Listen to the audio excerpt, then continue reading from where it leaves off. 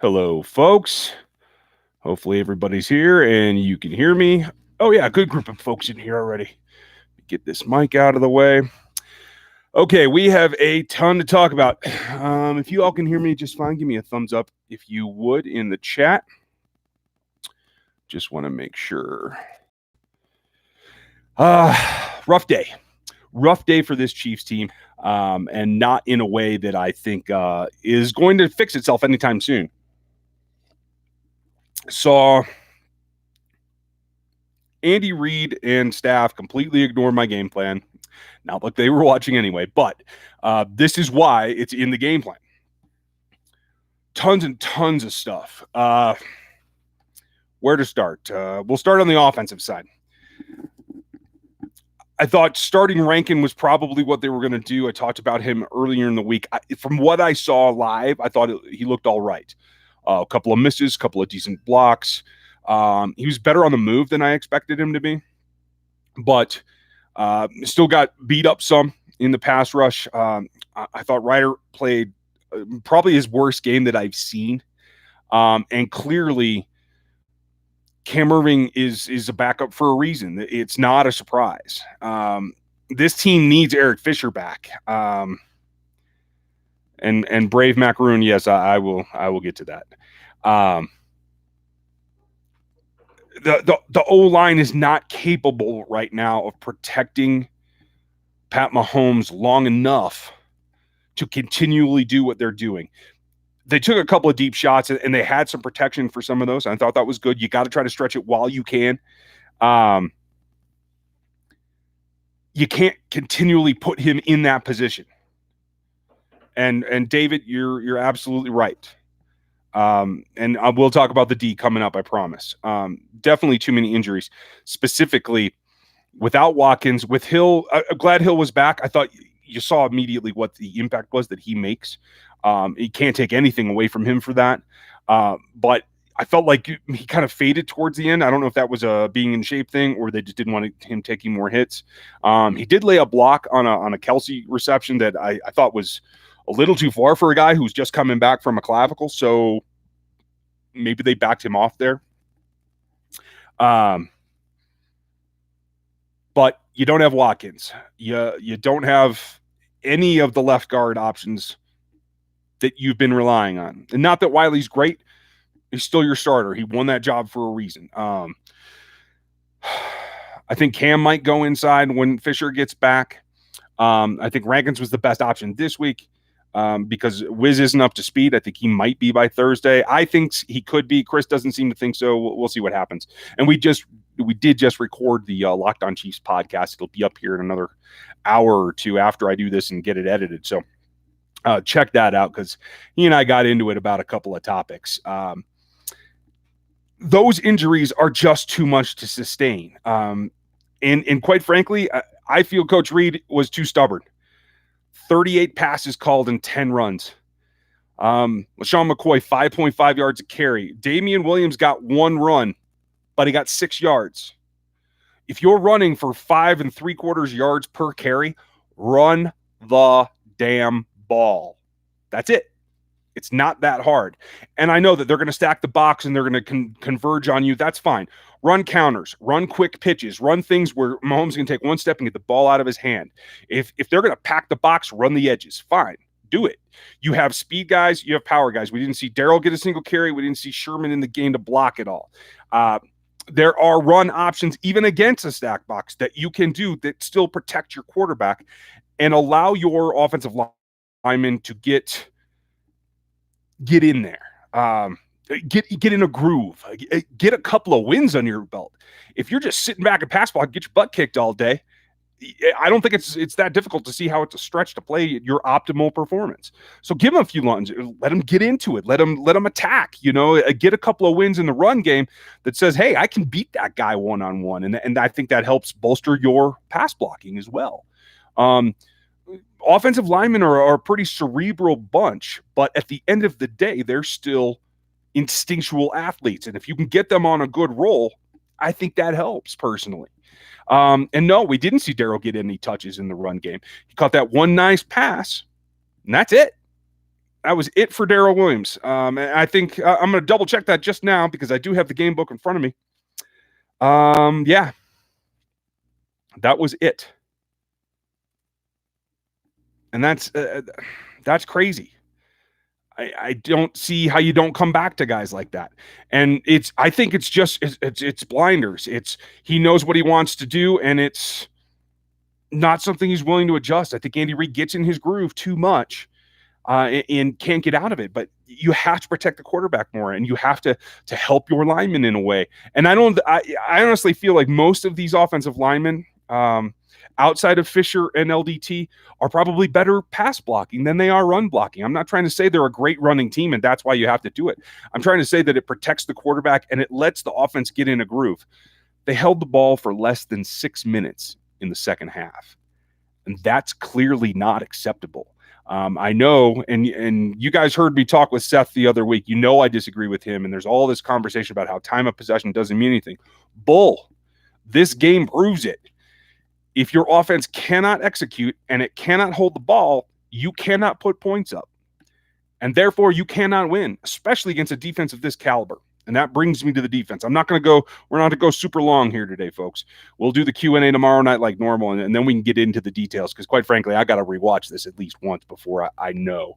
So, on the defensive side,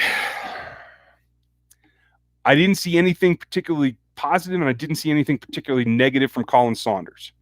I was worried about it to go for. So I'll call that a win. And I want to make sure, David, thanks for the donation, by the way. I didn't say that earlier. I'm sorry. I want to go back to your question, make sure I cover it. Oh, yeah, just not stopping the run. I'm with you. And that starts with the defensive lineman. I didn't feel like Saunders was really exposed. I could be wrong. I'll have to look at the 22 to get a better idea. I feel like, again, the linebackers are not playing aggressive enough. I did tweet out at one point, I think it was the touchdown. Damian Wilson had a chance to blow up a tight end and push him back into the running lane, into the back, and secure a tackle for loss instead of allowing him to get to the edge and walk into the end zone. That was a lack of attacking the gap and attacking the blocker that's in your gap. That's the problem. I know there's a lot of folks that are saying fire Spags. Spags isn't out there missing tackles and not executing. There's all kinds of things going on here. I don't think Spags is being aggressive when he should be. I don't think he's playing guys in roles that can help the team overall. Scott Mesa, you have a very good point. Reggie Ragland came in, and I only saw him play 2 downs. One of them, he blew up a run play and got them that one step closer to getting a stop of a possession for the Texans. The stubbornness to not play him when you're getting your butt kicked in the run game baffles me. That you can put on Spags completely. Yeah, Macaroon, I am going to rewatch the game. That's what this is one of those times when being an analyst like I am and not being a fan that can just throw it away and say move on. I wish I could. I gotta find out just for my own interest, if nothing else. But I do feel like there are some things like Spags can improve, using better personnel to stop the run, to get themselves, and again, this is to get yourselves in better second and third down situations. Stop the run on first. Then they're going to say, okay, they see Reggie in, they're going to pass on him. I might pull every clip of Reggie in pass coverage from this season and show you just exactly how many plays he's either allowed or made, because I'll tell you, he's made more than he's allowed. And it's not just that I am pro Reggie. Reggie's kind of a throwback guy, and he fits like what I like, but he also fits what this team needs. So it's not just that, I promise you. That said, Darren Lee, on one of the last, I think it was the third to last possession for the Texans. Again, I'll have to go look at it. The scheme was right. He was in the right position. He was set up to stop that. That was great. He just blew the tackle, and it went for a 12-yard gain, gave him a fresh set of downs, and again, the Texans get to hold on to the ball. That is execution on Darren Lee. It has nothing to do with Spagnuolo. He called a good defense. He put him in the right position. He did everything that he can do.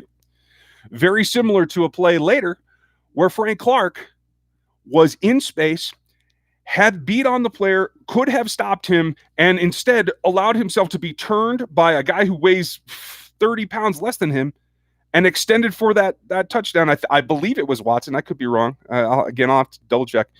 Again, that's a misplay by the player. That is poor execution.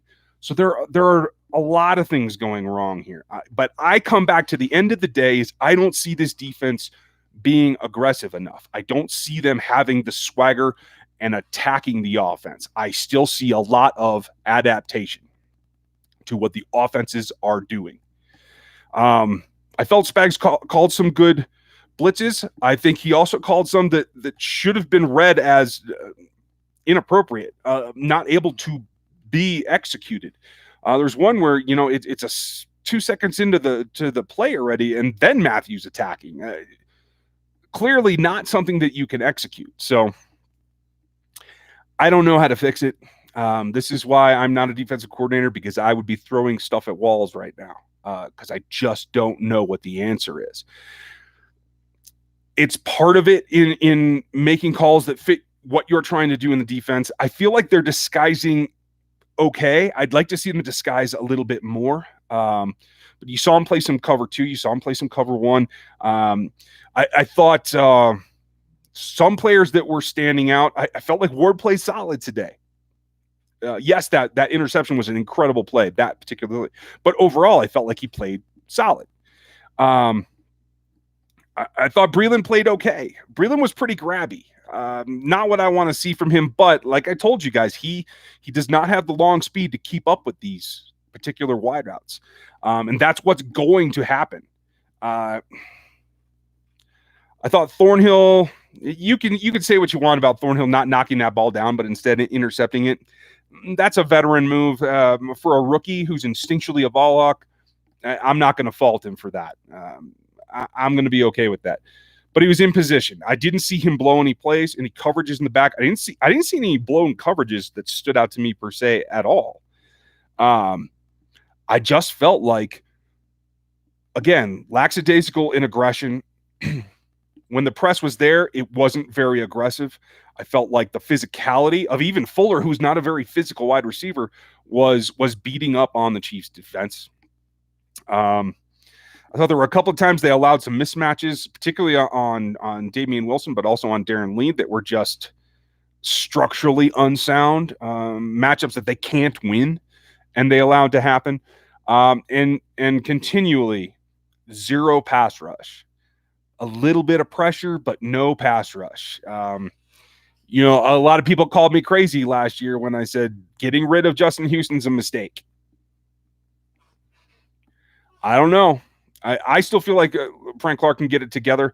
I thought that he played more aggressive. Clearly stripping that ball early on in the game was a great play. But he can't be the only guy, and he can't just flash like that. It's got to be consistent. It's got to go over and over and over. You can't win a game playing one quarter.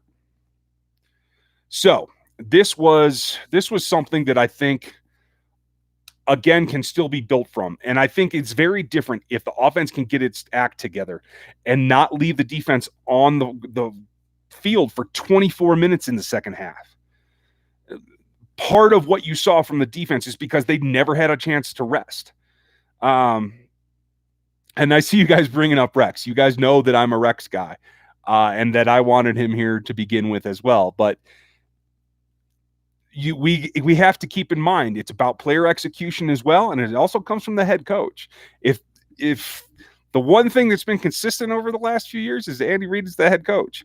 If he is prioritizing defending the pass and he's giving those marching orders to the DC, there's nothing he can do about it. You work for Andy Reid, done deal. But they have to look at all of it. They have to find out how to stop this being okay. And this is not okay. This looks bad at this point. I still feel like getting a better player at corner will help. A lot of folks are screaming about linebackers. I don't know of a linebacker that's available right now that can help you. The only guy that can help you at linebacker right now is Reggie Ragland that's already on your roster. Play the man. That's all I'm going to say, because you're not going to go get a Luke Kuechly in a trade. I don't even think you can get Ramik Wilson, who just signed, and I don't know that he's an upgrade. It comes from Matt House has to light a fire underneath those linebackers and then turn them loose. It has to be a combination. The players have to be more motivated, they have to be more sound, but they have to be more aggressive, and they have to be used in an aggressive manner. You cannot sit back in the front seven and let the offense dictate to you, or play waiting games, or see which way they go. I saw some two-way goes. I saw some two-gapping today that I didn't like. And I'm hoping that my eyes were playing tricks on me live, and that could be.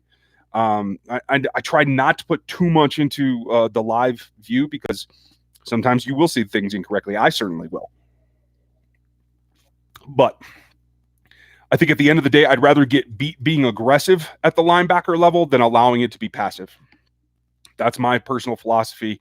I don't know that he disagrees with me or that he doesn't have any say in it. I don't know.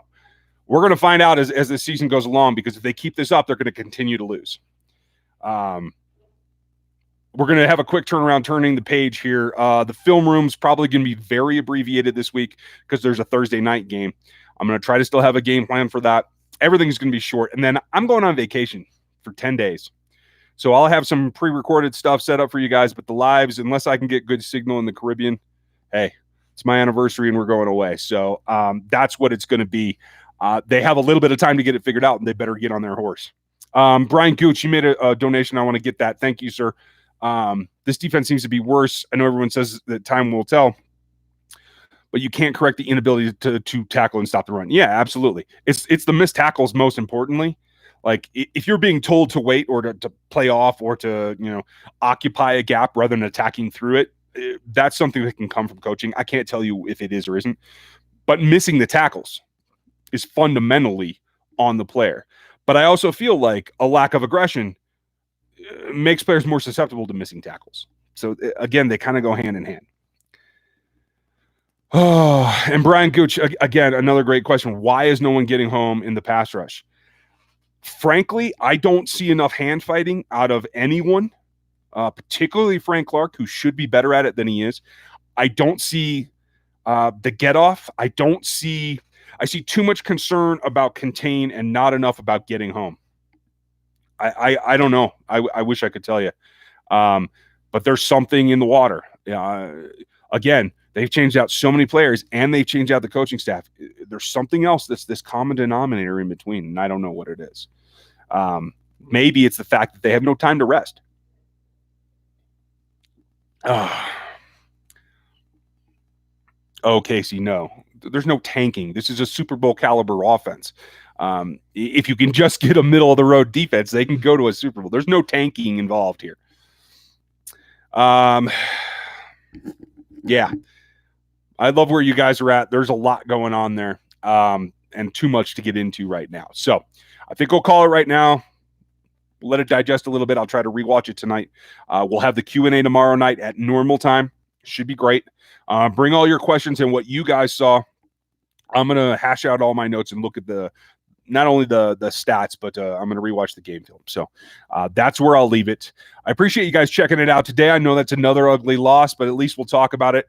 Tell your friends, get them in on the videos. I know a lot of views have been down because folks just don't want to look at it, but it's important. We might as well go through it. So I will be doing that this week. Get ready for the Broncos and Philip Lindsay in particular. Thank you guys for hanging out. Scott and everybody else, I will see you guys tomorrow. Have a good one.